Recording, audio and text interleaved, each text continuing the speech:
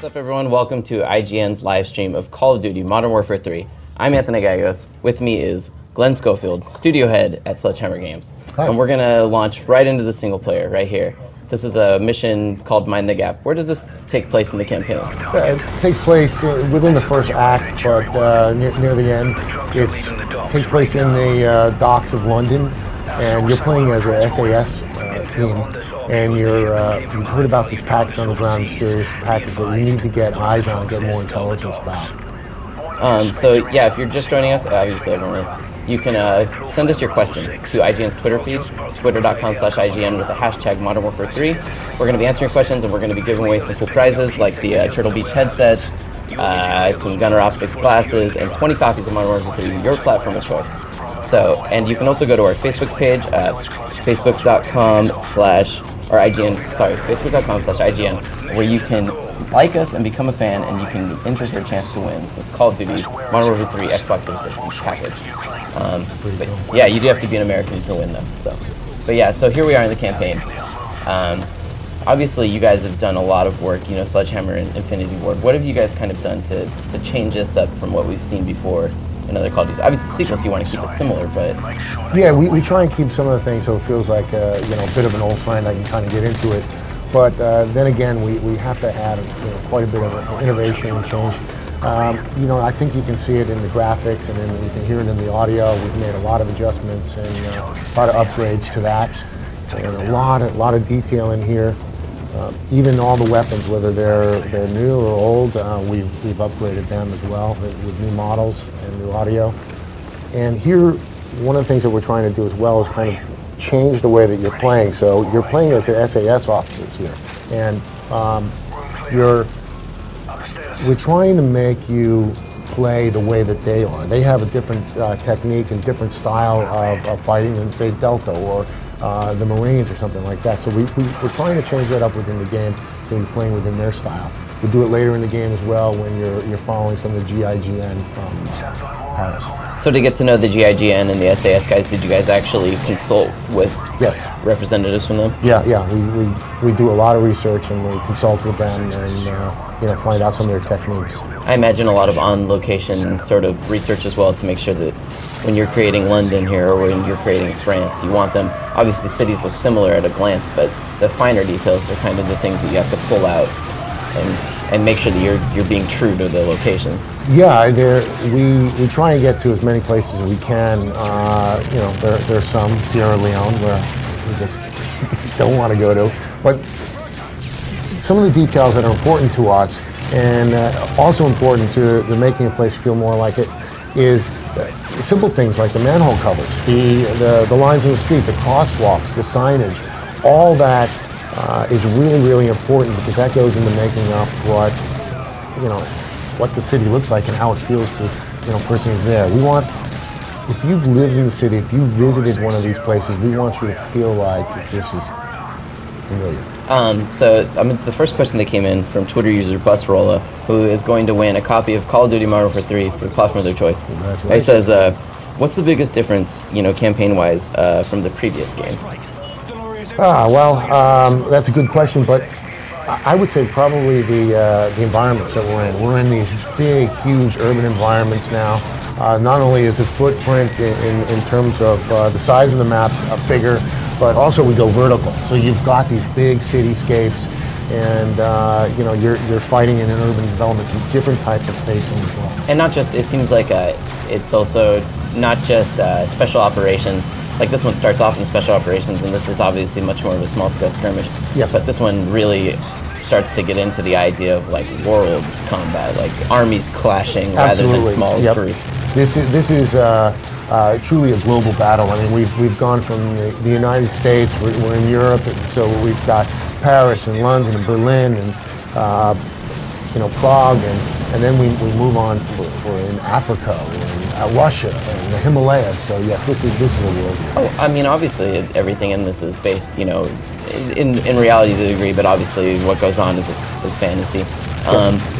Do you guys ever worry though about involving France, involving Sierra Leone, these locations that you involve that could potentially offend, maybe people, or or being I guess, treating it in a tasteful manner. Yeah? We try to. We never intend to offend anybody, and we never go into anything and say we're going to create controversy or anything. But it's important to us as artists is the story. We write a story, we come up with the locations, and we want to remain true to that. But in all cases, we try and have deep respect for the places we have and the military people fight. So another Twitter question from Roxas3510. They ask, will this be the last Modern Warfare game? I hope not. Well, obviously there will be other Call of Duties. I think that's safe to say. But like just whether or not this will be this kind of continuation of this particular story arc. This particular era. Well, what we wanted to do with this one is pay off the investment that people have made on Game 1 and Game 2, and pay it off here in a big way, not only in the gameplay, but in the story. So by the time you're done playing this game, you feel satisfied that the whole story, the campaign for the last 3 games, has been paid off. Now, is it the end? I don't really know. To tell you the truth, we have been so focused on the game, what we don't want to think about is the next one. What we've been wanting to think about is this one. And supporting it post-release, obviously. Yeah. So we don't want to have any distractions on what the next game is going to be. So we need some rest, and then we'll get down and think about what's next for us. Do you think that, Sledgehammer obviously will continue to be involved with Call of Duty games, though, in the future? Sure, hope so. Yeah. I would think so. We had a good run here. It was wonderful working with the IW guys. We learned a lot about this. Out of curiosity, so what was the kind of development like? Obviously, people think of the Modern Warfare series as an IW sort of thing. Yes. So how much was Sledgehammer involved, versus IW's involvement with the creation of Modern Warfare 3? This was truly a co-development. We were like one large team. We weren't that far apart. We're in San Francisco area. They're down in LA. So we're on the phone. We're on VidCon. We're on planes all the time. And it's really 50-50. Our 2 names are on the front of the box because of that. We were there at the very beginning with them and sat down with them as fans. And of course, they're the creators. And once we had a vision, a singular vision, then it was just sort of off to the races. You've got 2 great teams with multiple, you've got 2 art directors, you've got 2 design directors, creative directors, audio directors, and we just kind of picked what we really wanted to work on. So another Twitter question that comes in from Erzjav, who is going to actually win a Gunner Optics Modern Warfare 3 gaming glasses, which I've heard from pro players that actually make quite a big difference if you're going to sit there and play for a long time. Yeah, I may take them from him. He asks, how many countries do you go to in Modern Warfare 3? Because obviously Black Ops you went to other countries, but that was focused around one character. This one, is about a global conflict. Yeah, wow, I didn't count them. Let me see. I don't want to give it all away, but sure. Africa, we've got Russia. It should really almost be how many continents you go to. Yeah, we go to, I guess, 3 continents, and there must be about 8-9 countries. Wow. So you really... A lot of research on that one. Yeah, I don't know if you can say too, but, in this game... Maybe more. Black Ops 2 focused around one character. This character kind of... Is Modern Warfare 3 returning to the formula of the campaign of the other 2, where it's, more traditional IW way of jumping to, sticking to a core group of characters, A core group, yeah. I think it's a smaller group this time. One of the things that we wanted to make sure is that people understood the story, they understood the objectives, and they understood who they were playing for each level and each map. So we didn't want to do a heck of a lot of jumping around. We also wanted you to get comfortable with the character you're playing, but we do jump around. Do you find that it's hard to make a story that kind of where people feel like, oh, I am this person when you kind of bounce around? Or is it less about feeling like I am this person and more like just kind of understanding the perspective of these few men that are going through these kind of, exceptional circumstances? Yeah, this is one of I've designed a lot of games, and this one is one, I found it very interesting. It was very creative in that it's more like a movie where you're jumping. You're not always following one character, but you're following someone else, and they do that a lot in movies. And instead of just following one character and their path in this, you get to see, you know, different parts of the story. So this was fun and quite interesting to design. So, you know, obviously the big giant set pieces are a huge kind of staple of Call of Duty, especially Modern Warfare.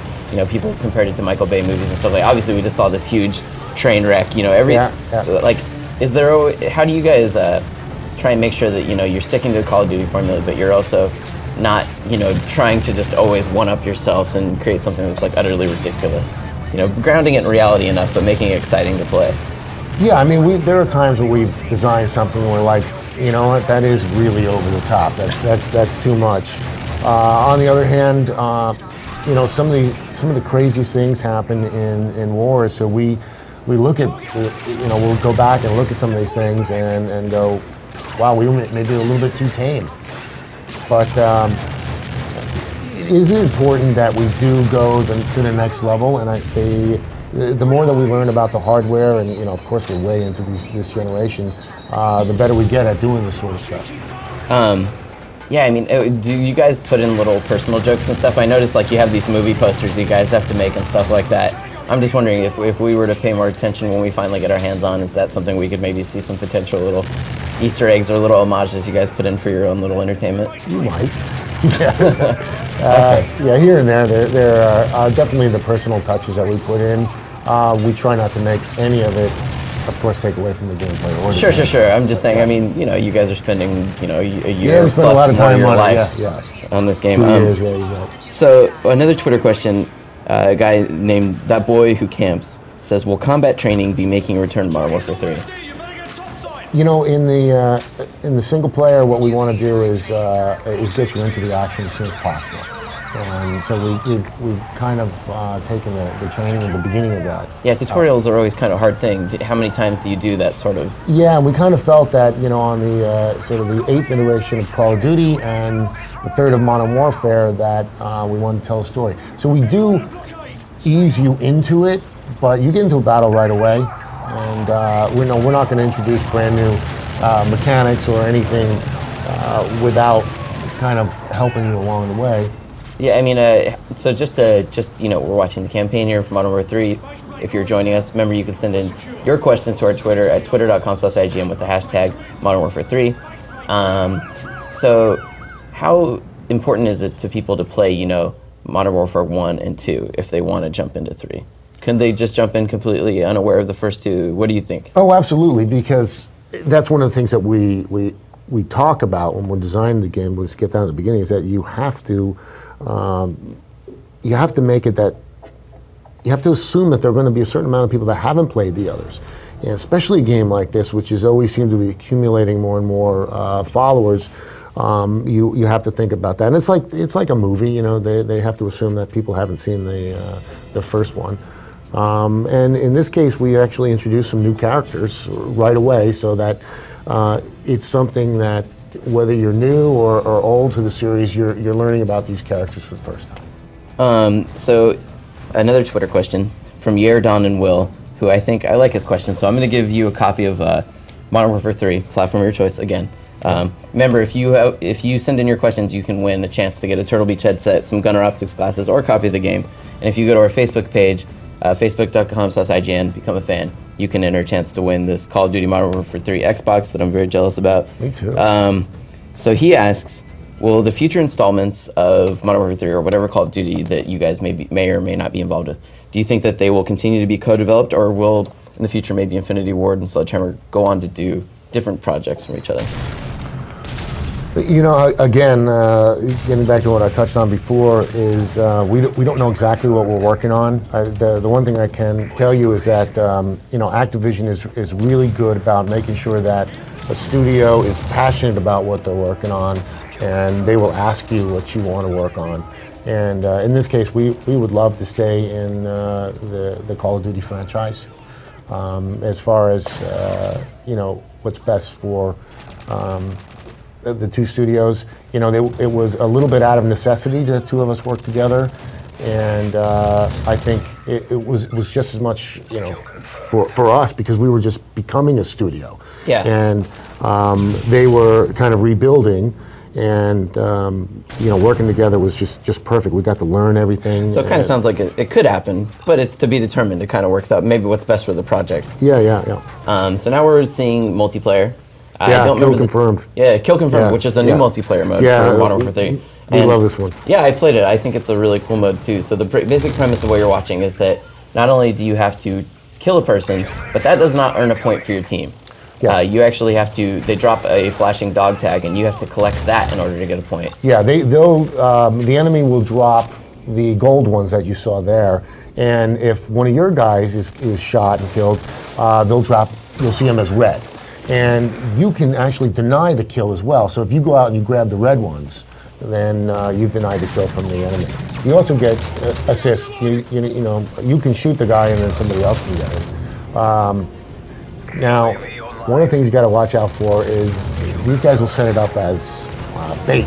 Yeah, I was going to say that's when I played it. I liked the fact that you could put it on a choke point and be like, oh, I should really go get that tag, but then you have that moment where you're like, no, I shouldn't, because it's just going to draw them out in an effort to try and get those tags. And they wait. It's like a flag. They'll wait around it and you know, take you out. Especially if there's 2 or 3 hanging out in one area. Yeah. Be wary. So this map that we're seeing, I don't suppose, do you know how many maps there will actually be? That's actually a Twitter question that comes from HTR Adavan. He asks how many maps will come out with the game when it releases. We're coming out with 16 maps. Are any of those right out of the box? We're coming out with 16. And these are all new maps to people, not revisions of old maps or anything? No. These are new maps, and they'll also be used in the Spec Ops survival mode. So that if you're playing survival mode, you can go in there and get a little bit used to the maps, or vice versa if you're a multiplayer and you want to go into Spec Ops later. But these are all brand new. So another Twitter question that comes from Ninjastar, and for their question, they're actually going to win one of our 4 Modern Warfare 3 Turtle Beach headsets. They were asking, what was Raven Software's involvement in the game? Because, you know, I think it's commonly known that Raven and I think Neversoft actually helped out with the game a little bit as well? No, Neversoft wasn't involved. Okay. You know what happens with any game, whether you're with, it doesn't matter the company, right? When you need a little bit of help, you kind of look around, and sometimes you look externally. In this case, you know, we happen to have a great studio in Raven, and we asked them for some help. You know, working on some maps because they've got that experience. They know the engine really, really well, and they're a really talented bunch. I mean, the game is really developed by Infinity Ward and Sledgehammer Games, but you know, we got some help from them, and we really needed it. So this question, I think, is kind of one that your particular expertise would be good for answering. It's another Twitter question from JSarver101, and he says, what kind of attention was brought to weapons and sounds in relation to realism for Modern Warfare 3? Yeah, that is a good question, and we do spend a lot of time on trying to get the sounds authentic. Now, the funny thing is, sometimes when you listen to them, they don't sound, you know, in real life, they don't sound as great as you want them to. But in most cases, we'll go out and we'll get the weapons, we'll shoot them, we'll record them, and we'll do that with helicopters and everything. And if it needs a little rework, we'll go back and rework it so it sounds correct. Yeah, I mean, having listened to it and stuff, you can tell a lot of the guns have a much more heft to them. Like you feel like you're firing a large caliber weapon when you're firing a large caliber weapon. Yep. Sound design is obviously something that's very important. Do you feel that was that something that you wanted to have personally? Like you felt that this would add something to the realism? I feel like sometimes sound is something that people don't pay a lot of attention to. Yeah, you know, coming from our last game, which, you know, audio is just a huge part. It's always been, you know, something near and dear to my heart is making sure that audio has its place in video games. And, you know, Don Vecca he's a real industry vet. We've been working on games for years. And, you know, we'll sit in the room and we'll talk about sound design, and we spend a lot of time. When you do sound design, do you guys sit there and have to listen to sounds like with headphones, with speakers, to make sure it all sounds different? And yeah, they'll get into all the details with our sound designers and all, but he and I will talk. We'll get specific on great moments, like when you and I talked about the Berlin intro, and really wanted that to feel like I'm heading into a battle. And you will also, we'll do things like look into the doors in the way that, you know, in the song in the end, you know, he had the helicopter, and then it would go right into the audio. And, you know, we talk about all kinds of sound design. So a Twitter question from Yankee0591. He asked, will PS3 Elite members get the map packs the same day as the Xbox 360 Elite members? Do you know? I'm a developer. I'm sorry. Okay, that's fine. I'm going to table that question. Yeah. Robert Bowling, the creative strategist he may know. He's going to join us a little bit later. Yep. So here we are seeing another kill confirm map.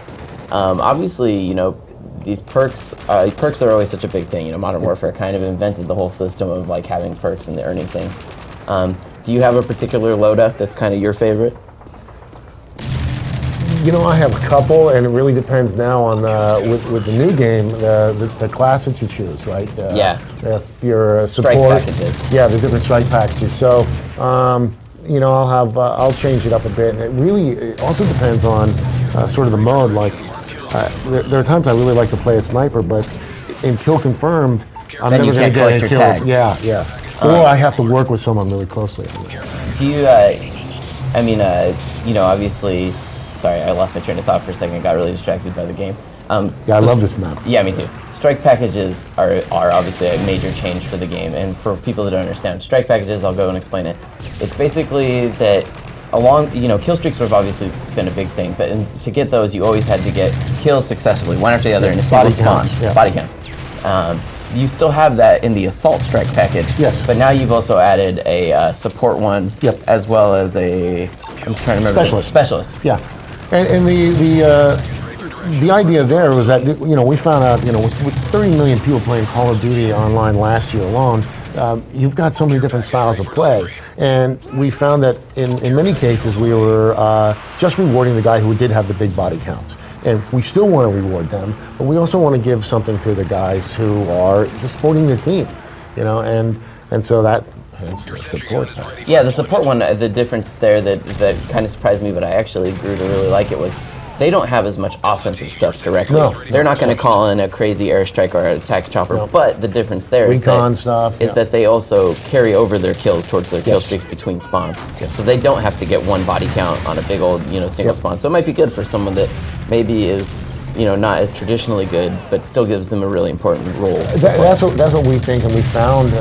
The other thing that's funny now that we have more and more people playing, you know, some of the guys that were just totally assault, you know, hardcore guys, are going in and changing their package to, you know, support for the different levels. I feel like it's also good because in some way it kind of gives Call of Duty something that it's kind of lacked for a long time. Everyone wants to lone wolf it in multiplayer a lot. They don't even think about their team a lot. And all of a sudden now this is like a class that's dedicated to thinking about ways to support the team. Yeah. Or what we found, like I mentioned, is that there was the support guys who kind of went unnoticed, right? Yeah. That's, you know, we've seen guys who are just practicing running across the map because they want to find the quickest way, grab the flag and run.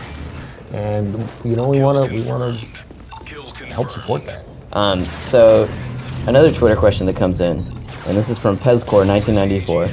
They ask, are any celebrity voices in the single player or multiplayer? Yes. I'm not sure if we've announced them or not. I would love to announce them. Okay. But people can look forward to hearing some probably familiar voices. Yeah. We'll put it this way. We went out. We got people that fit the game. Not go out and get a celebrity for the celebrity, just for the heck of it. They really do. They're authentic. They sound great. They were the right choice. We chose them. That's very good. So right now, again, we're seeing another kill confirm map. If you're just joining us, this is Modern Warfare 3 multiplayer. Remember, you can send in your questions on Twitter at twitter.com/IGN. Use the hashtag MW3. You can also enter to win our Call of Duty Modern Warfare 3 Xbox if you go to our facebook.com/IGN page and become a fan.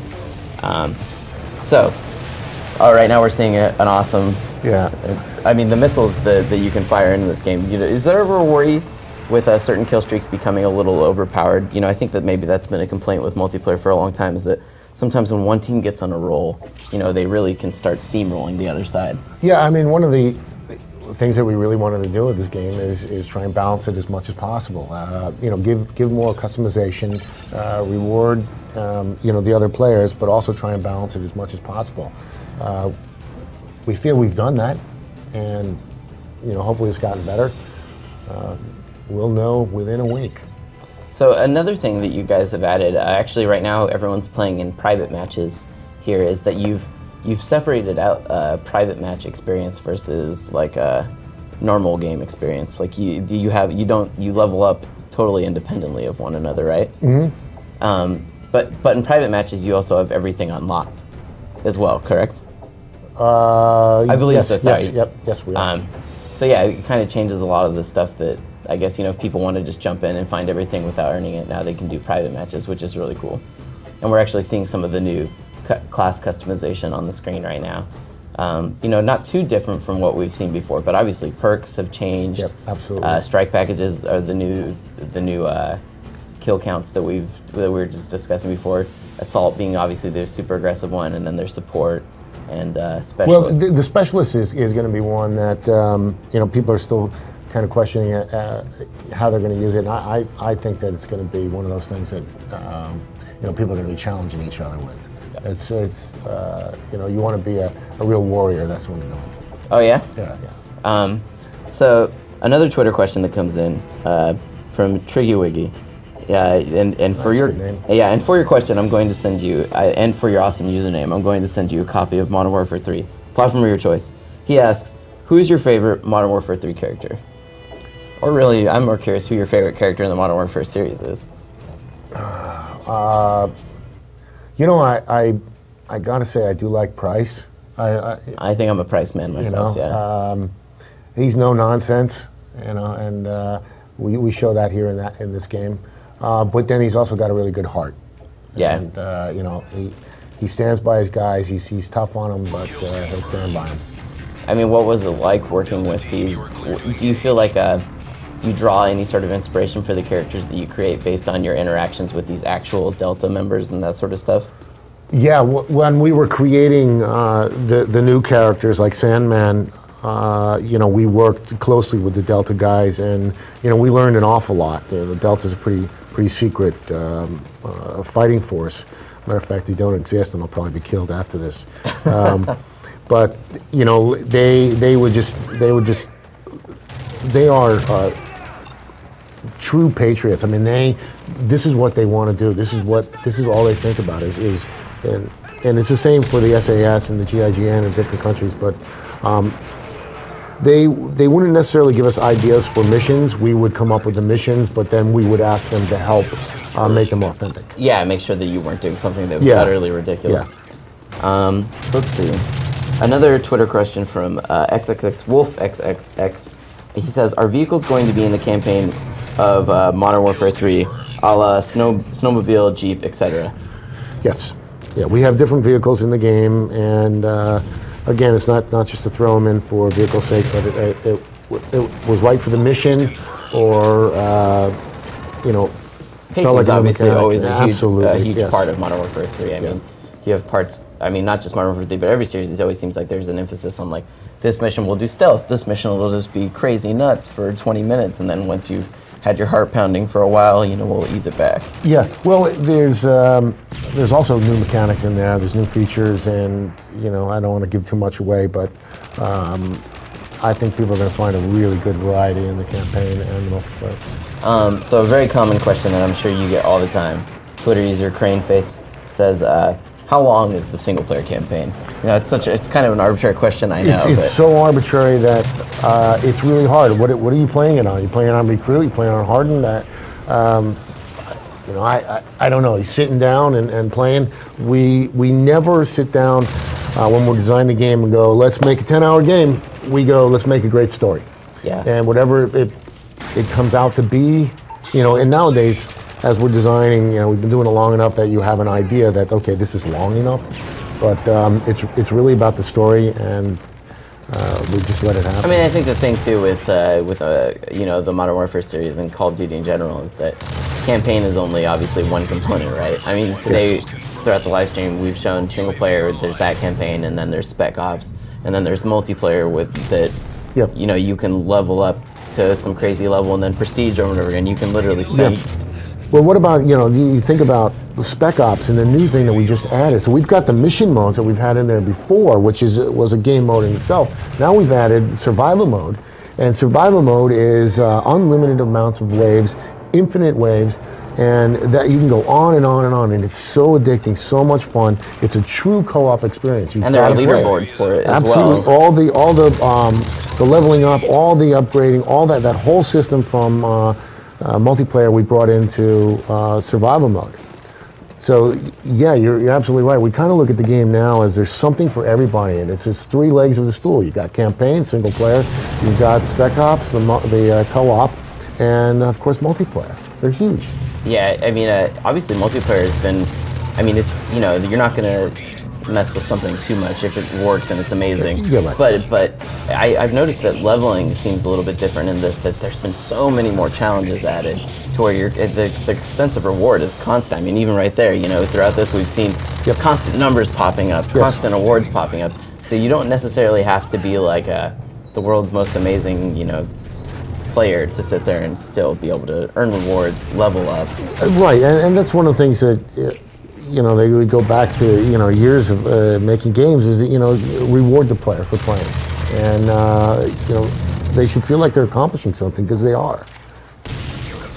Right, sorry. I get distracted whenever I see... me too. When I see, well, you have your community manager and Guy playing, and the guy's just a monster. Yeah, he is. Yeah, I know. So another Twitter question that comes from Twitter user I think Muza, who I think I like their question.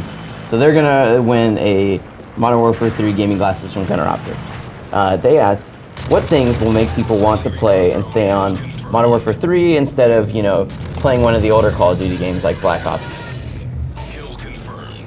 Well, I mean, we've learned from those games. Now, I'm not saying go away from those, but I think that you know, any iteration of a game, you know, you try and make it better. You feel like you've made it better, and you know, I think besides the upgrades that we made and additions to all the leveling up and the weapons and things like that, the levels look better, they sound better, they feel better, right? We've learned about creating just a map and what makes it special. Do you guys typically kind of go back and sit there and be like, you know, like you have that meeting where you're like, well, what didn't we like? What do we feel like we could have done better? Oh, absolutely. I mean, you know what you don't like, right? You come away and you know right away the things that didn't work as well as others, and the first thing you want to do is right those wrongs.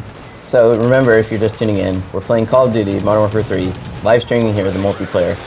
The new mode, kill confirmed, seeing a Predator missile strike come in. Oh, successful. It was.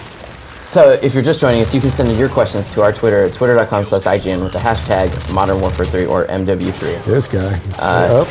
Yeah, I know. I mean, you guys have your community manager. He's a monster at this game. I know, and I should find him. I was gonna say I don't know where you guys found him, but he's a predator.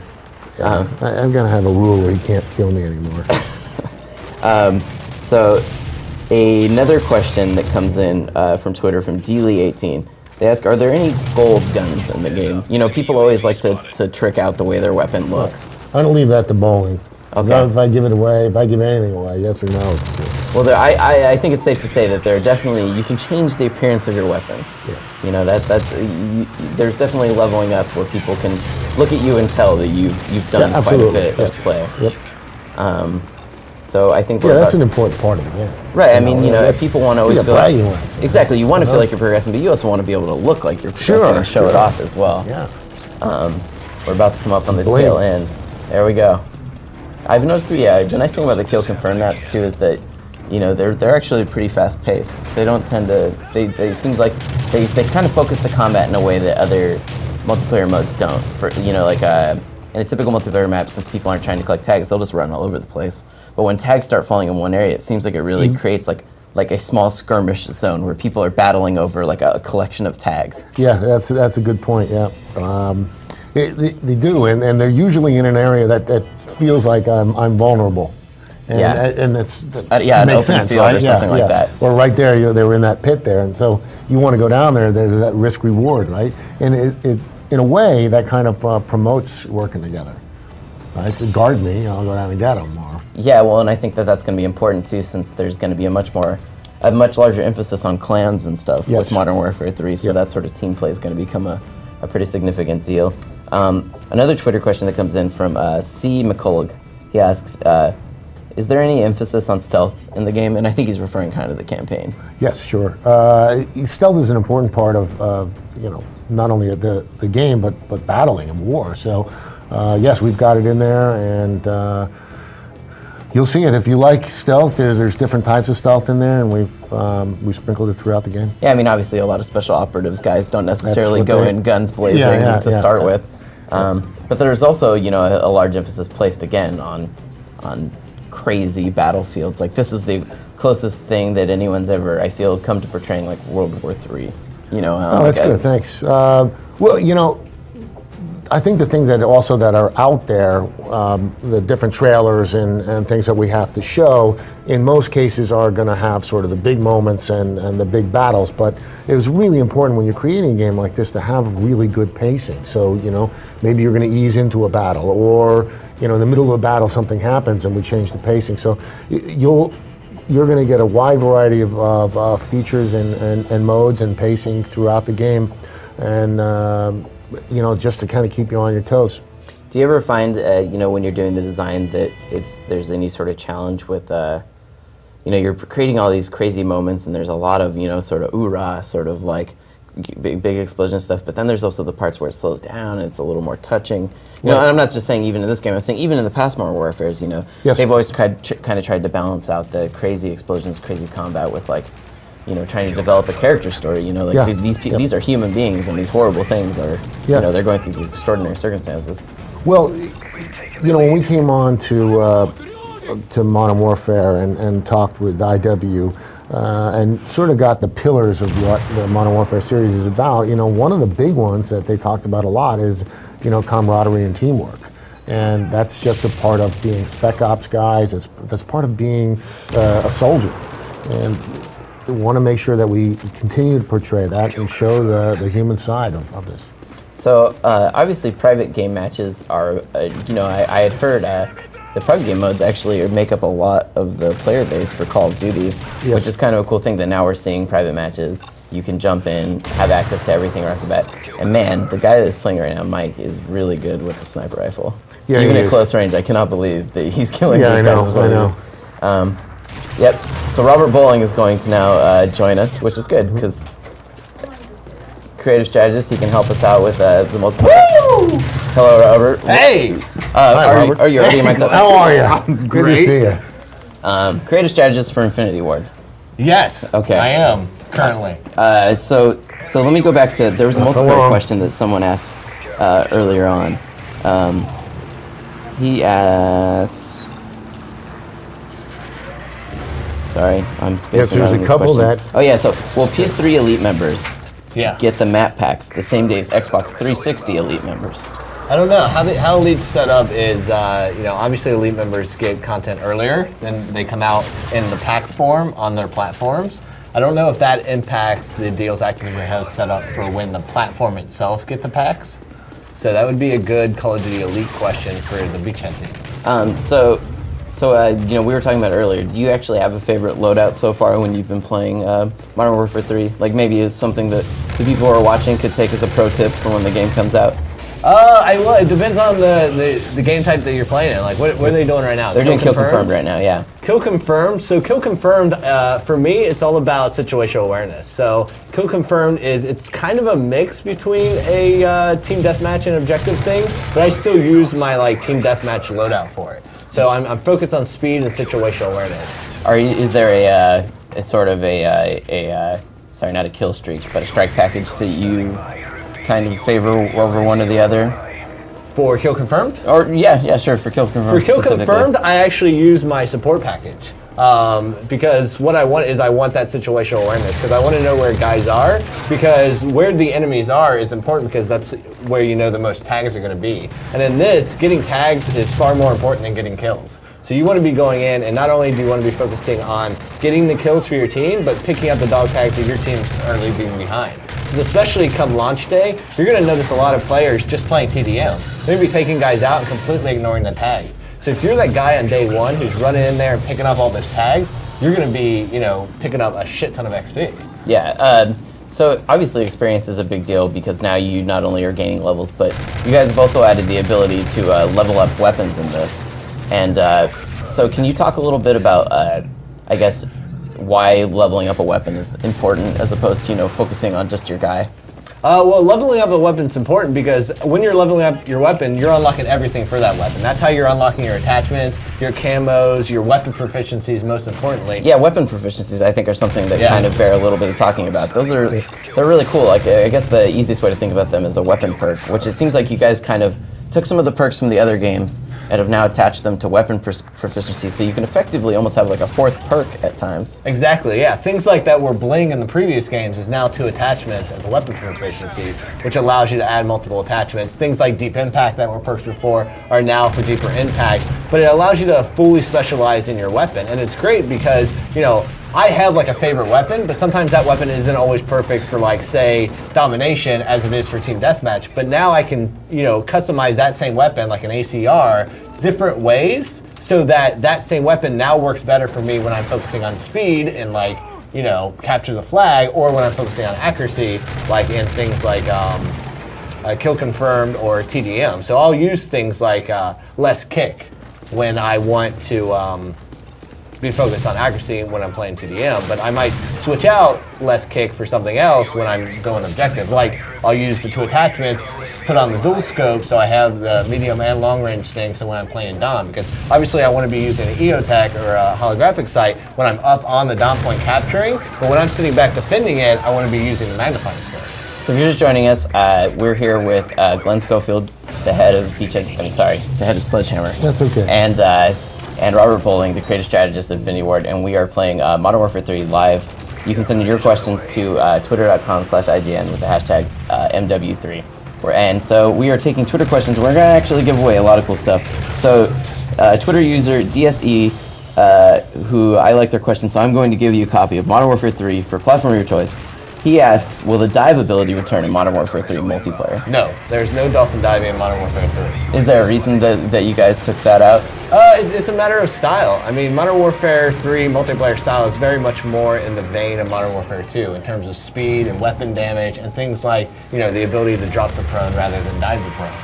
It's just a different style in how the game plays out. It's the style that we prefer, definitely. So, the elite stuff is all new. Yeah. And that's, having seen it for myself, it's pretty cool, the stats that it tracks. What was sort of the goal when you guys brought in the elite service? The elite service was, with Modern Warfare 3 as a whole, as a platform as a whole, we were looking at how can we not only reward and incentivize players for playing in multiple styles of play, so getting outside of just that team deathmatch player, which is, why we did strike packages, why we did new game modes like Kill Confirmed. But then also, we wanted to give the player tools to identify what they're good at in the game.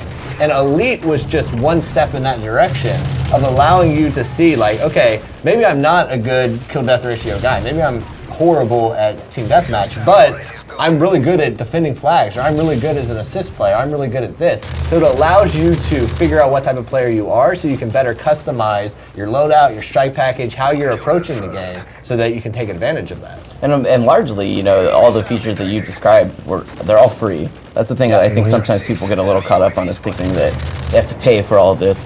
The paid features are actually much smaller, it seems like, than the list of free features. Definitely. List, yeah. Much smaller, and then plus it includes all the DLC we ever do for Modern Warfare 3. So if you're buying DLC in the first place, it makes no sense not to get Elite, and then go ahead and get all the other stuff that comes with the DLC that you get.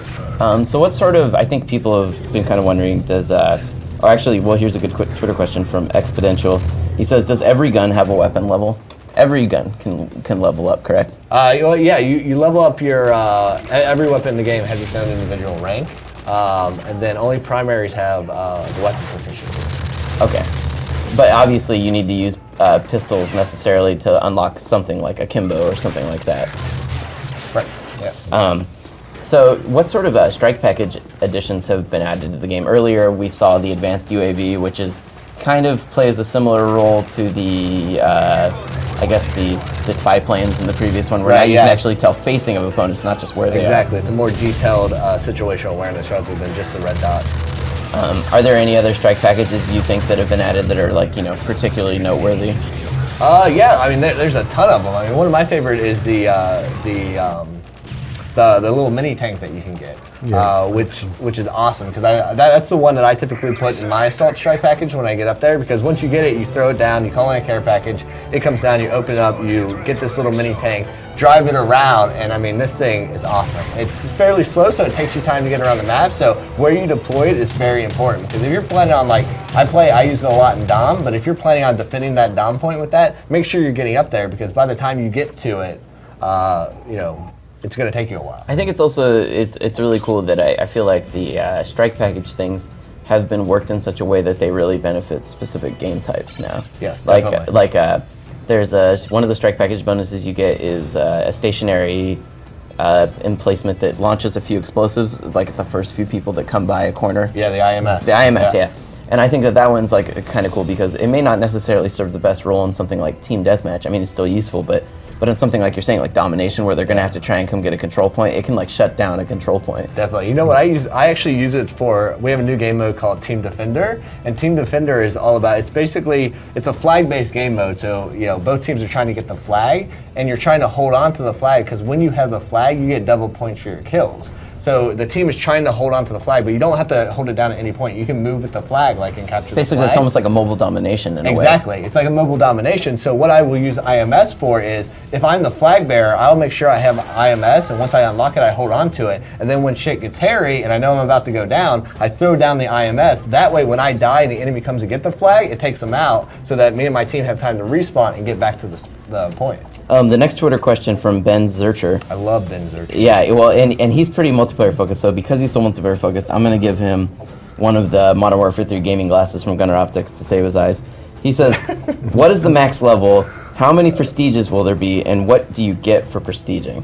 Oh, well, see, here's the cool thing. So there's 80 levels max in multiplayer. I was trying to hold off on saying how many prestiges there were until the game came out. That's fine, I'm just saying. But then I did the prestige video, and I inadvertently said it. But so there's 10 prestiges, 80 ranks total, and the cool thing is now you have control over what you get for prestige. Where before, you could unlock custom classes in later games. But now we have the brand new thing called Prestige Shop. So once you prestige, you unlock a prestige token. And you will get 1 token for every time you prestige in Modern Warfare 3. And now what you can do is you can spend these tokens in the Prestige Shop that allows you to choose what your reward is. So you can buy extra custom classes if you want, buy as many as you want all the way up to a max of 10, or you can unlock like custom titles and emblems for your call sign. You can choose 1 weapon that you can carry with you to the next prestige in every prestige, which is awesome, because I don't think people realize that when you use the unlock gear, when you use your token on unlock gear, you can choose 1 weapon to permanently unlock. That way, every time you prestige from there on out, you don't have to get it over. Yeah, you always have your claymores or your ACR, whatever you want from rank 1. That way, you don't have to work your way to it. You can also do things like sign double XP, so you can give yourself 2 hours of double XP, 2 hours of double weapon XP. So if you want to rank up a specific weapon from day 1, you can do that. The cool thing is the prestige shop will actually be open always. So if you have previous prestige tokens from other games, because we're actually rewarding previous players who, if you prestige in Modern Warfare 2, then you'll have a prestige token waiting for you in Modern Warfare 3. If you prestige in Black Ops, you have one waiting for you day 1 in Black Ops. So obviously, prestiging is a big deal. I mean, was there a reason that you guys wanted to raise the level cap, say all the way up to 80? Was it that you were finding maybe that, like the previous cap just wasn't high enough because people were just going so amazing, or is it because maybe I find that in this one there's so many more challenges. Like early on, you can, if you really want to min-max those challenges, you can really level pretty fast if you want to. Well, what it wasn't that there is so much stuff to unlock in the game, but what we really looked at was the curve. It wasn't just about a matter of how many ranks there are, it's how much of a grind is that curve to get to max rank and the max prestige? So what we looked at is how could we rebalance that out to a much smoother curve, so you weren't feeling like you were ranking up at a good pace and then it became like this uphill battle. So we wanted to smooth out that curve, and the algorithm that we came up with to do that just led to a much longer rank progression. And then also adding in all the weapon ranking individually, there's so much different ways to unlock stuff now. So if you're just joining us again, I'm Anthony. We're here with Glenn from Sledgehammer, as well as. Sorry, I'm spacing on your name for some stupid reason. I've said it like Robert. Sorry, said it like 5 times. Yeah, from Infinity Ward. I'm leaving. This is. It's an insult to your pride. I know. I'm sorry. So we're here and we're seeing Team Defender, which is the map we're talking about, where there's one flag that you get to that is a mobile flag that people basically have to hold to take up points. Yeah, Mike's doing pretty darn good here. Yeah. You also get additional points if look at that. Are there additional points if you defend the flag carrier, or kills obviously still matter and help your team out, but when you're holding the flag, your team earns double experience for kills, correct? Right. Yeah. Exactly. Well, you're getting double points. Right. So it's almost like not double XP, but not double XP. Yeah. Sorry, but yeah, double points for the kills. So it's almost like it can almost be like you could use the flag carrier to bait people into a specific kill zone. Exactly, yeah. The key here is what I would recommend day one when you're playing Team Defender. Don't worry about assault package, strike package, because you're going to be dying constantly in this game mode. Your kill death ratio is going to go to shit here. This is for the objective mindset player. So use your strike package use your support strike package, because you're going to be dying a lot, and the support strike package doesn't reset on death. So it's going to allow you to grind up to those higher ones. The pro players, you're going to notice very early on, will always have the Recon Juggernaut in their support package, because if you can get 1 or 2 Recon Juggernauts in this game mode, defending the flag carrier, or preferably being the flag carrier, you're definitely going to dominate in this. Yeah, that's actually, you just called out something that I think is one of the cooler strike packages is everyone likes to yeah, right there is a great example of how effective the flag can become a killing field. Yeah.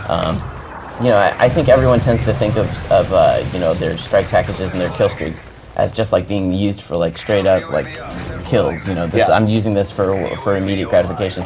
And one of the coolest ones and most effective ones I've seen is actually when people call in a Juggernaut armor and all of a sudden just become a mobile bullet sponge for their team. Yeah. I've seen that totally turn things around. It's great in this mode if you're the flag holder, but if you're trying to get the flag, it's great for pushing the flag guy into your guys, because the Juggernaut will always show up on the minimap as like a diamond shape with a dot in it, so you'll know when a Juggernaut's coming for you, and the flag holder will always run from him. So if you can use your Juggernaut to push him into a kill zone, that's your best bet.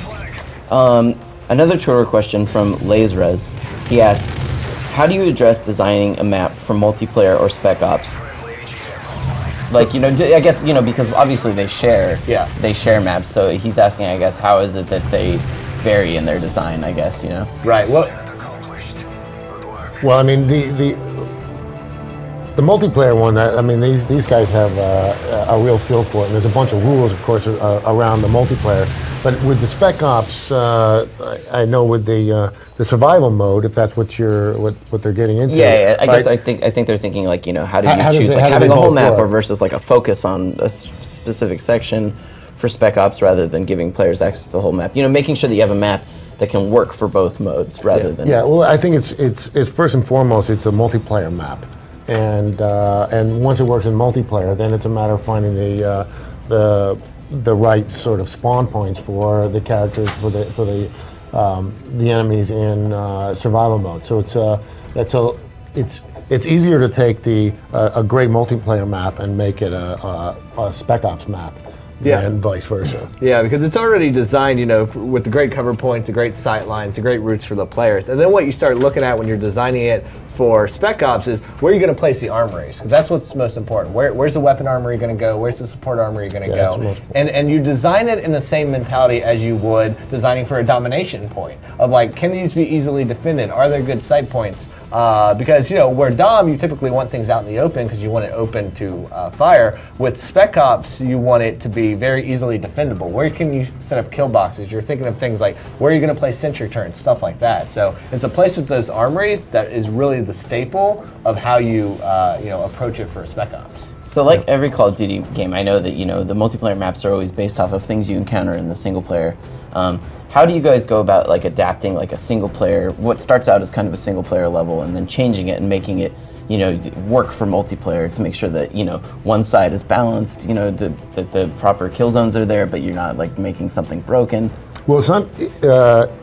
Really, the multiplayer maps are started from scratch. Right. I guess it's more that they draw settings. They're inspired by, yes, and they'll use maybe the same textures in some of the buildings and things like that, but they have to be designed from scratch. So now we're jumping into another Team Defender match in Seatown.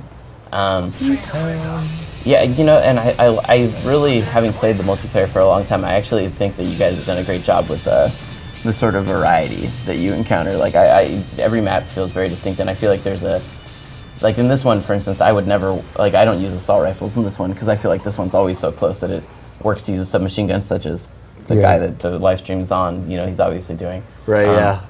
It depends. I actually use assault on this class because where Mike, you see, is sticking to the inner. So yeah, that's what I typically, I hunt those inner, Yeah, exactly. If you're sticking to the outside ring, there's much longer sight lines, and like this hallway is great for, this alleyway is great for that. And you talked about the variety. That was one of the things when we sat down and started designing the game was we wanted to go around the world, because it's obviously a big battle, and that's one of the great things that going into different countries has allowed us is really good variety. But we also talk about is it going to be day, night? Is it going to be in rain? What is it going to be like so that we can have that variety? So, Twitter user Krusty Buffalo. Krusty Buffalo. Wow, that's a good one too. Give him something. Yeah, we all agree we like you. We're giving you a copy. We're giving you a copy of the game, Krusty Buffalo. Platform of your choice, as long as you live in America. That's the thing, is everyone needs to realize that these prizes can only be mailed to the continental United States. Buffalo, I would think. Yeah, I'm hoping. Yeah. So, anyways, he asks, can you customize your character with face paint and different camos? As opposed to, like obviously there are weapon camos and that sort of thing as far as character customization goes. No, we do not do like visual character customization. All of our customization in Modern Warfare 3, we focus on your gameplay pretty much, with the exception, of course, of weapon camos that you can unlock. Yeah, I kind of get that. It seems to me that the character designs and stuff are obviously done in such a way that if people could customize their character camo, all of a sudden there might be one level where that camo is totally broken. Like all of a sudden they're able to hide way too well in a certain grass texture or something like that. Right. Well, how we design our characters, especially in multiplayer, so much thought goes into that by our designers because we're looking at things like silhouette, we're looking at things like color scheme, we're customizing every single squad per level. That's the reason why you can only play as certain forces in certain levels, because we're catering those character designs to work best and be most balanced for those maps, as well as giving you things like situational awareness. So the silhouette of the player has never changed, so you can tell by the loadout of that player, the silhouette of, does he have a rocket launcher on his back? Is he an assault guy? Is he a sniper? That stuff is very important to like instant situational awareness of like, what is that threat from 50 yards away, and how can I prepare for it before he even opens fire on me? Increased situational awareness actually seems like it's kind of an emphasis in Modern Warfare 3, especially if you're playing something like the support class, and now where they can early on with their strike package, they can do things like, or later on I guess they can call in a little UAV that's like a helicopter, and it has no direct offensive capabilities, but it can tag players for the rest of their teammates, and you get a bonus for if those guys get killed. Exactly, yeah. I just think that examples like that are kind of a good indication of the fact that you're encouraging team play in a way that maybe the other games didn't do necessarily to the same degree. Yep. So in this level, are there any particular tips you have for anybody playing this level to give our viewers kind of a heads up on the competition when it comes out? I would, with this or playing Team Defender, I would definitely, be using something with a sight, because, there's some Juggernauts. Oh yeah, Juggernauts, and it's your guy, it's Guy from Sledgehammer who's the Juggernaut, so he's going to be particularly tough. Oh, they got him, never mind. Did they? Good for them. Yeah, they got him, good for them. Nice. Yeah, that's the thing is, Juggernauts aren't unstable. No, you drop a bomb on them. That's a really good strategy for really any situation. Yeah, well, the first thing I see when I see one of them is, give me something the biggest thing. Another Twitter user, mmonk667 asks, are there any game modes you guys haven't disclosed at this point? Game modes that we haven't disclosed at this point. I think they've all been talked about. Yeah, right? yeah, because you have all your classics, and of course you have the brand new modes, Kill Confirmed and Team Defender that we're seeing here. We have a lot of exclusive game modes in private match as well that I don't think a lot of people know about. Yeah, it'd be interesting if you could talk a little bit more about private match, because I don't think people understand the breadth of things that have kind of changed for that. Yeah, so in private match now, we've given you complete control over your experience. So you can go in there, and this is especially important for our competitive players, because they can go in there and they can completely customize game rules for themselves, and most importantly have complete control over like class restriction stuff. So they can take out any perk, any weapon, restrict anything they want in the game to really tailor the gameplay experience to what they want. And more importantly, we've baked in custom game modes that are in there, like gun game, one in the chamber from previous games, as well as brand new things like infection, Juggernaut game modes. That you can go in there and customize the rule set, save those, share them with your friends, and do whatever you want. So you could basically, you could play something like gun game, but then you could sit there and change which guns are unlocked in the process of a gun game rather than what starts out as default. Yep. If you and your friends have a specific, like, we only like degrees of pistols or something like that.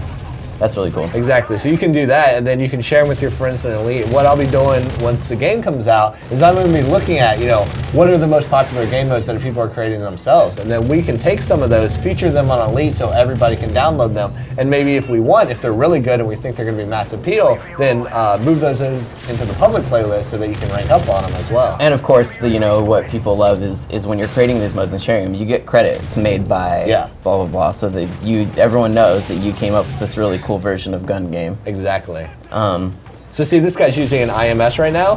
He has sit rep, so he sees the IMS. He's using the IMS to cover the ground floor while he sits with the flag on the top floor. I see. So it's kind of like an advanced claymore in a way. Right. I mean, it covers you 4 times as opposed to a claymore that only gets you once. Oh man, carpet bombing. Not a whole lot you can do against that. Except get out of the way. Run. One of my favorite new strike packages things is in the assault one, that now instead of a single attack chopper, you can call in multiple attack choppers. Right, yeah, that whole the streak of them. I mean, it's just, there's some really good visual effects in the multiplayer that really make certain strike packages just feel like you're like, hell yeah. Badass. Yeah, you feel like a badass, exactly, yeah. In a way that the other games did, but this, it's like upping it to a large degree. I love the escort airdrop. When it comes in, drops off your package, and then the Osprey will stick around and cover it for you, so you don't have the guy running up trying to snatch it. M. Fernandez asks, what other DLC will be available other than maps, if you guys are able to talk about such things at this point? We can't yet. Yeah, no. Because right now we're just now in that phase where we finished up the game, we're in that final stretch, and this is when we're going to start looking at, okay, what do we actually want to do with DLC?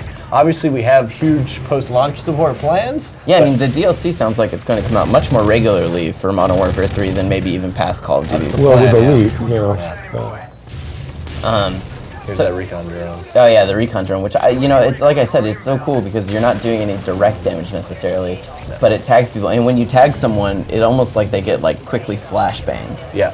So it can have like a strategic importance, but most importantly, that right there, that guy knew exactly where that person was that he killed. Yeah. Because.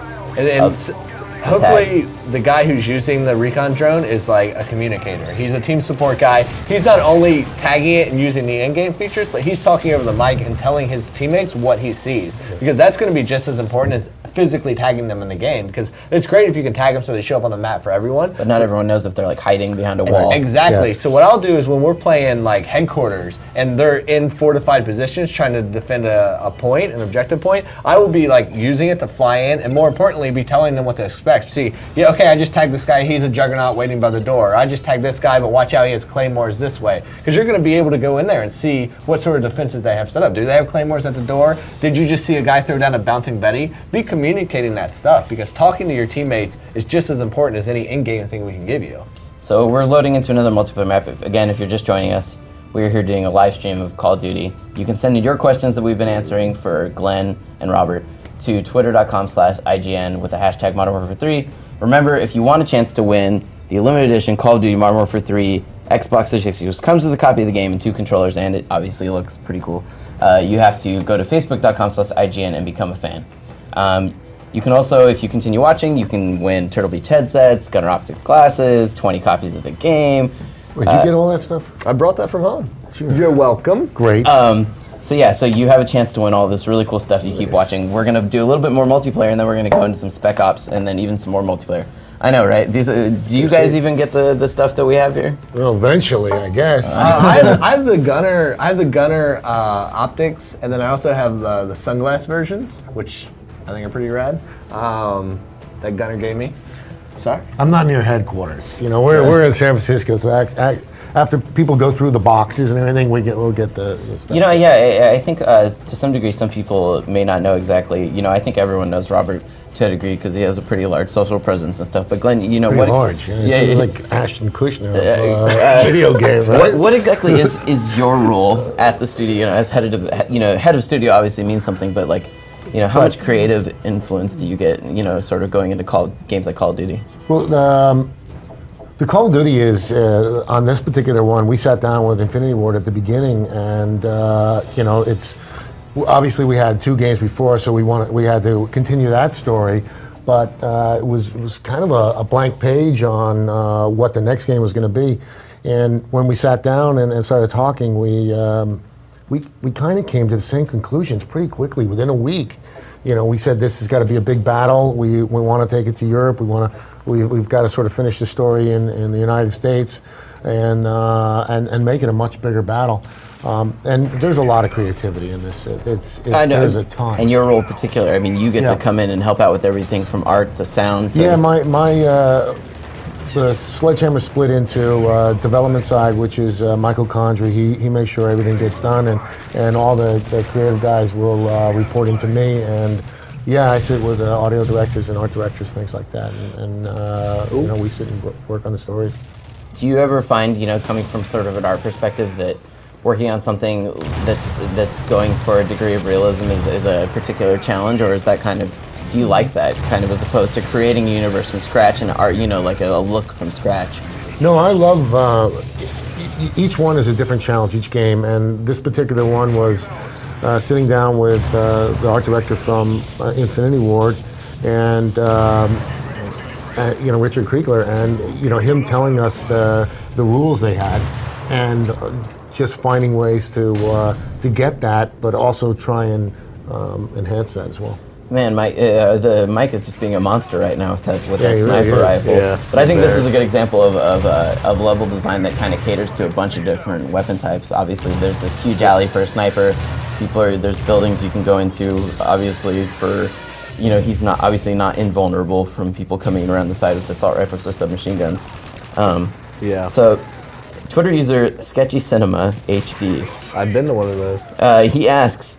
He asked a question that recently. He says, "How is the banning system going to work as far as like being able to ban players or kick players?" That is a very good question, because I don't know how much detail I want to go into it, but the anti-cheat work that we've done on Modern Warfare 3 as a whole across all the platforms is extensive. We have so much more control now over how we can edit and take action on the leaderboards, so we can clean up the leaderboards from anybody who we determine is illegitimate, because we have the benefit now of having things like Elite, where not only can you go in and check every game you've ever played, check every detailed stat that you've ever done, but we can go in and use that to verify, okay, this guy was obviously boosting, this guy was obviously doing something that was not fair. So we can go in there, we can review games in theater, we can review player reports, because you have a report player function in game now. So that flags somebody and says, okay, maybe this is a game we need to be paying attention to. So if you see somebody doing something that's shitty, flag them, because if a lot of people are flagging them in the game, that's going to bring it to our attention faster. So we can go in and verify, ban players from the game, keep them from playing, keep them from registering on the leaderboard temporarily, forever, whatever we want to do. So you're taking a big risk by trying to cheat in the game in the first place. Because if we identify you, you can take yourselves out of the competition completely. But then, more importantly, we have the tools to actually verify that and take even further action on it. You know, for people that are unfamiliar with what Elite does is it kind of, on top of, it tracks a lot of stats, but you can also go into particulars like where you got to kill, what gun you got to kill, who killed you, where you were standing exactly when that guy killed you. You can kind of get a good feel for like where the good kill zones are on a map, for maybe what a really amazing player was doing to get all those kills. Definitely. Yeah, strategies you can learn just from that stuff. Yeah, you can really go in there and analyze data. Yeah. But you guys also have access to that data. Is that sort of the data that you guys will use to help do maybe balance tweaks and stuff as the game goes on? And obviously, it's one thing when you guys are playing and in the studio and with small teams. But when the game gets in the hands of millions of people who are spending hours with it, I'm sure they learn to do things that you never anticipated. Yeah, always, of course. Man, yeah. And Elite's going to allow us to, get hard data on that, because getting fan feedback is extremely important, and then getting the hard data that supports that is just as important. Yeah, and we can use some of that in any DLC or any maps in the future. It helps us become better designers. That was the decoy strike package. So for your question, Sketchy Cinema HD, and for your awesome name, you're getting a copy of the game. I think that worked out, because banning players and how to deal with sketchy situations is always something I think people worry about, especially in a game like Call of Duty, Modern Warfare 3. It's like the multiplayer in this game is where it has its real legs, and people are going to be playing for years. Yeah, I wonder why Sketchy asked that question. Yeah, maybe he's like, I don't want to get banned. Yeah, so what sort of things? Do not soil the fair name of Sketchy Cinema. Another a Twitter question that comes from Haibuse86. He says, will there be any 3D game support for the 10 people out there that have 3D TVs? I just got one, actually. Did you really? Yeah. 11. Pretty exciting. Is that something that you guys are ever looking to support with something like Call of Duty? Well, Black Ops supported it. Yeah. So Call of Duty has supported it. It was not something that we were looking to support with Modern Warfare 3.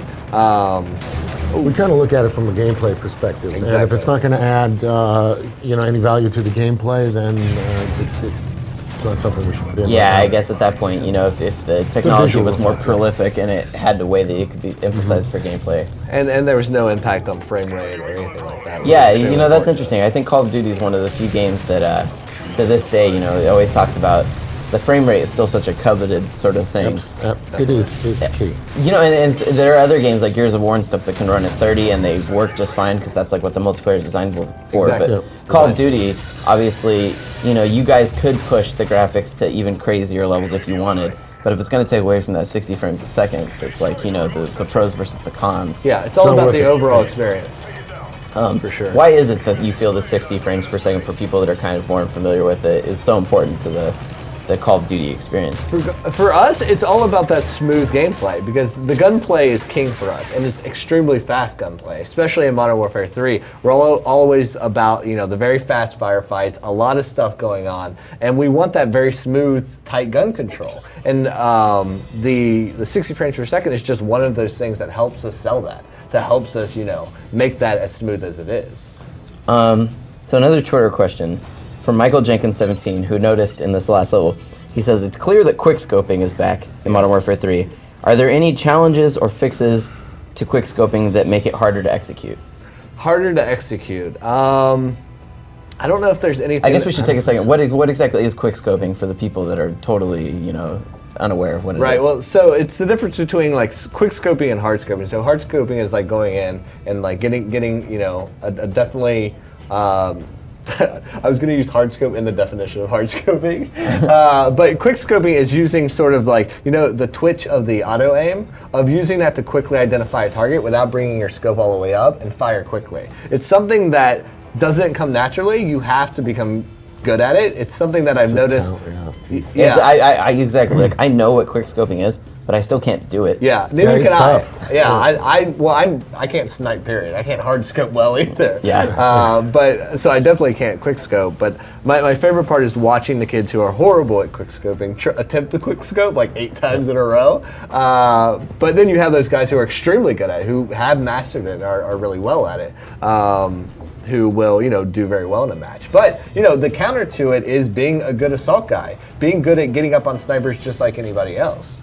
Twitter user JJ Sifarek asks, will there be any special content available to just COD Elite members? Special content available to just COD Elite members? Yeah. Is he? He doesn't actually specify whether it's DLC or anything, so I guess we can kind of talk about it. There's some of the content that we've announced at XP and all that. Well, if you have to be on Elite to get it. Yeah, I guess we can just Right, kind of use that question to kind of branch out more in some of the elite specials things, such as clan support's obviously an elite feature that you would get through elite. That's actually a paid elite feature, but I think that you obviously what do you exactly do you get when you're paying for clan support? Well, the clan sub is really cool because it allows you to go in. You can reserve clan tags for your clans, so you can reserve that clan tag so all your teams have it showing up in game.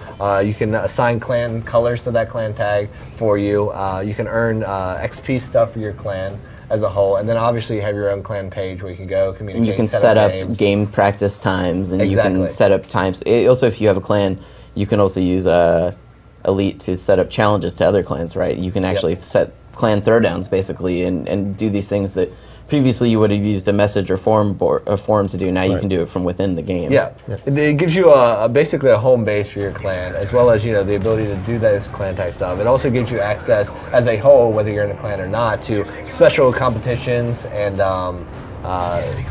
things that you can enter to earn real world prizes, to do things like that. How do you build a clan? Like, I think that's something that is it just that I decide I want to start a clan and then we can sit there and build on it, or is it like I have to send out invitations?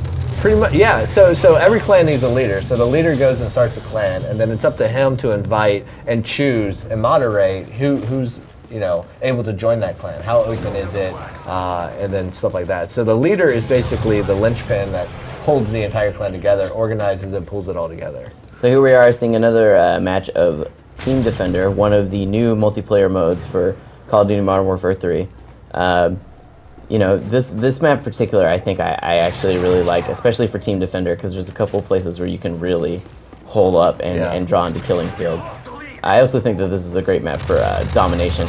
That's the thing, is every map can be played. There's 16 maps coming out to start, and every single one can be played within any mode. Yeah. And also there's hardcore mode making a return for people like me that love to play hardcore in particular. Hardcore, bare bones. So will all the map modes, Team Defender, all that, are all those available when you buy the game, or are some of these earned within the first levels that you're leveling up? Like, is it first, you're doing TDM to start? Correct, yeah. When you first get the game, only some of the standard playlists are available to you. And as you rank up and become more proficient, then you're going to unlock more of the advanced game modes, more of the advanced playlists. Because we've broken multiplayer down into standard playlists and advanced playlists. So advanced playlists are things like hardcore modes, things like mosh pits, things that are typically, not you jump in, you obviously know what's going on, because we don't want the new players jumping in there, right, being confused. You kind of warm them up with Team Deathmatch, where their only goal is to kill someone. Exactly. And then you can get them used to the idea of actually completing objectives additionally as well. Yeah, but obviously, the veteran Call of Duty players who have been playing for years, they're going to jump in and unlock those other game modes, super quickly. I think that what we just saw there was actually a really cool example of what a support class can do for their team, adding a ballistic vest that everyone on the team can kind of pick up, get that little bit of extra boost to health. I mean, I don't think it's anything that's necessarily it's not going to make that person invincible, but with a whole team with vests, it can make the difference between a push being successful or failing. Yeah, especially in objective game modes. Like if you have a good support player, he's throwing that down just at the cover point before a dom plays. So the guy who's going to run in and try to capture, he can pick that up. Or if he sees somebody running for the flag, throw it down so that guy who's going to pick up the flag can get it, so he has a little bit more support. I don't know if you guys can speak to it at all, but are there ever times when you're kind of designing these games that you ever have to kill an idea for a multiplayer mode or something like that, where you're just like, that ultimate challenge as a designer of like killing something that you realize just isn't as fun as you thought. On paper it sounded like like it's going to be an amazing idea, and then you get it and you're like, I guess we need to kill this because it's not just for multiplayer, but spec ops or things like that. The worst thing is, at least for me, is you come up with something and you're pretty excited about it. You've been thinking about it for a couple of days, and you write it down, and then you bring it to the team, and they're just like, that's kind of stupid. Yeah, I'm sure. It's like, I'm sure that must happen in campaign as well, where you have like an idea for maybe a set piece or something that isn't coming together the way that it was hoped. But with these maps, a lot of them are also we'll build them in block worlds, and you'll play through them and not only see if they're good design, but if the mode will work as well.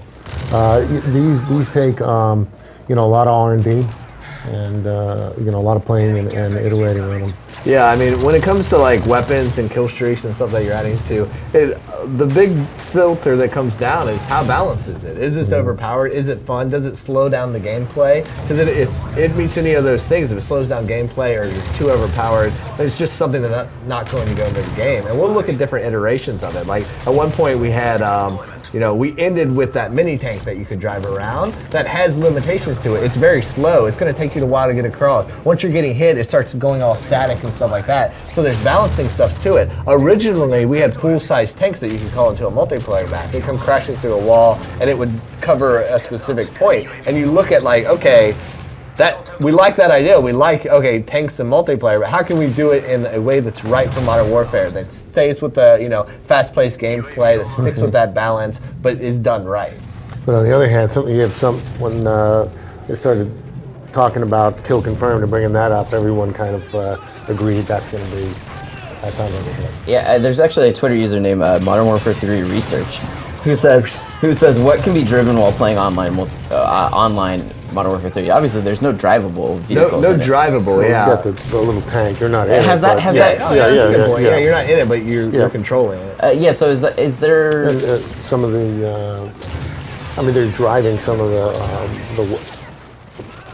smaller UAVs and stuff like that. Yeah. Is there ever been sort of the idea of, you know, toying around with sort of drivable vehicles, you know, like a tank or a, you know, I guess the levels in general are small enough, focused fights, that you don't necessarily need vehicles. Exactly, and that's a specific design decision. Because, you know, we've looked at vehicles in the past and played around with them in our multiplayer. I mean, obviously, Treyarch has done their own thing. They did it. But in Modern Warfare, what vehicles do is they changed the design of the map. They changed the design of the pacing of the multiplayer thing. So when you put in a vehicle, the balancing, everything. All of a sudden, people have to think about anti-vehicle weaponry. Anti-vehicle weaponry. You start spreading out the map so they're not so close quarters. They're not fast-paced. You're not always in the fight, and that can be fun if that's what you're designing for. But it's not the style of multiplayer that Modern Warfare is about. We're all about that very fast-paced, infantry-focused combat, and you start losing that when you start introducing vehicles. So there's ways that you could do it, but it's a different experience. And this is the experience that we like the most. And that was a horrible knife. That was a horrible attempt at knife thing. But in fact,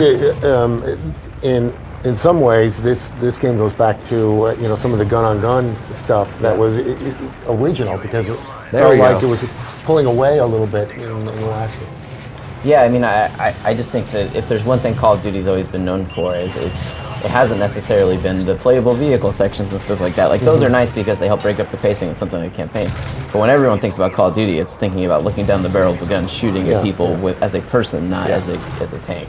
And I think that's probably, you know, the emphasis that... Nice. It is. I mean, Robert's right. It's not, we think about this stuff all the time. We'll try stuff out, and if it's not right for the game, you know, you have to say that, you know. That's a different game. Yeah, I mean, I imagine that's just one of the hardest things, is like, or maybe you're not for you because you've been designing games for as long as you have, but learning to like kill your cool idea that you had, you know, at 2 in the morning, you're like, wow, this is going to be so game changing, and then you realize it's just... Yeah, I mean, you know, I think 90% of, you know, making games is no. Like, and you have to be able to be comfortable in a room with all the other designers and be able to take no and be able to say no. Because, you know, the game is more important and bigger than all of us. Yeah, is that something at Sledgehammer? Like, you know, obviously there are some studios where I think people sometimes have an idea that, like, you know, oh, this is that one person's game. You know, like for instance, they might think, you know, Sid Meier, oh, this is Sid Meier's game. You know, yeah. Whereas at Sledgehammer, it's like, you know, all your designers have the chance to veto something. It's the same thing with you know, IW. In working with them, we've all, you know. We call them game makers at Sledgehammer, but the whole idea with the two studios is we don't care where the best idea comes from, just as long as it gets in the game. So we're constantly encouraging new ideas and making sure that brainstorming meetings aren't shut down by one person, that everybody feels comfortable throwing out ideas and saying no if they don't like an idea.